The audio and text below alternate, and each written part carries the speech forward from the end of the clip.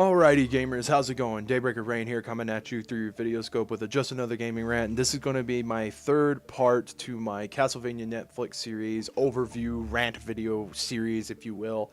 And today I really just wanted to talk about that I finally completed the series. I know it took me a really long time, but it was more or less I just really wanted to watch the rest of it with my friend Xanthan. So we finally got a chance to be able to do so. So this is just going to be my overall thoughts about it, and I hope you guys all enjoy. It's not so much angry, it's more just me gushing, if anything. But I really did enjoy this series. For as short as it did cover a lot of ground, albeit slowly. They did kind of have to establish how the universe was set up and how things are going to be panning out. I really do like the portrayal of Trevor in this different light, and how they focus in on how like the Belmont family was branded as heretics and have been outcasted from the church, and how the church is like this really like dominant like factor, and how they manipulate people and things like that. Like I really enjoy the overall atmosphere and story thus far that they have implemented in the 4 episodes that are available. Now, I do know that there were a couple critiques about it being slow, about the animation being choppy, which to an extent I do agree. I figured as much, that with as little of the episodes that there were, with just these 4 episodes, that there wasn't going to be a whole lot happening within the first 4 episodes, but I think it laid the groundwork for what will be the second season. So it makes sense in my mind how they did it. The animation being choppy, I definitely could see that, but overall I was rather impressed with the animation. I was incredibly surprised with how dark and gritty it really was, like how much gore was in the animation. I I talked about it before, and I know that they had said that they were looking to make this a more dark adaptation of the video game.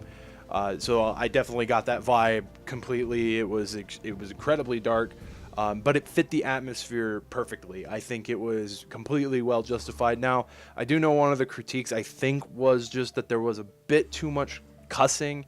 That never really bugged me. I actually kind of found it humorous in a way, because it's like, for most of the Castlevania games, at least the ones with actual vocal dialogue, there really isn't any sort of swearing or any sort of dialogue or dialect like that. So I guess in some ways I could see how some people might see that might break immersion from it, because Castlevania isn't known for having language of that nature in its games.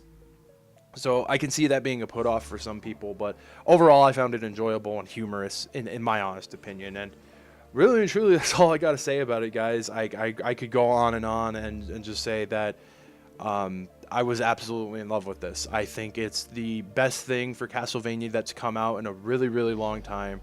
I can't wait for the second season. It can't get here fast enough. I know that animation takes a really long time, so I expect it probably sometime within the middle or maybe late next year.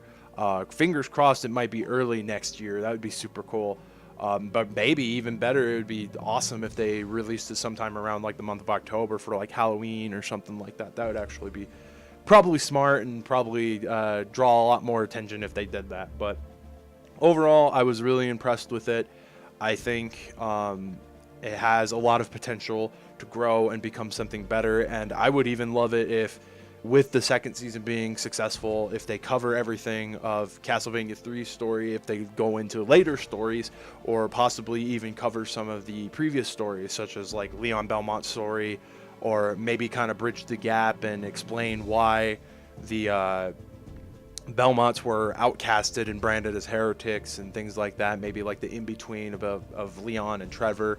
So it'd be super cool. And I am extremely glad that they did not go with Lords of Shadow. And, but even if they were to, for whatever reason, eventually do a Lords of Shadow animation, this team and the voice actors that they got to play the characters, I would give it a watch. I would be optimistic, at least. I'm not a fan of the Lords of Shadow games by any means, but I think I would give it a chance if there was actually an animation done by this team, this director, and maybe they reintroduce some of the voice actors who voiced for this animation. So Anyways, guys, I think that's going to be it for me today. So I really do appreciate you guys waiting this long for this. I am so sorry it took as long as it did.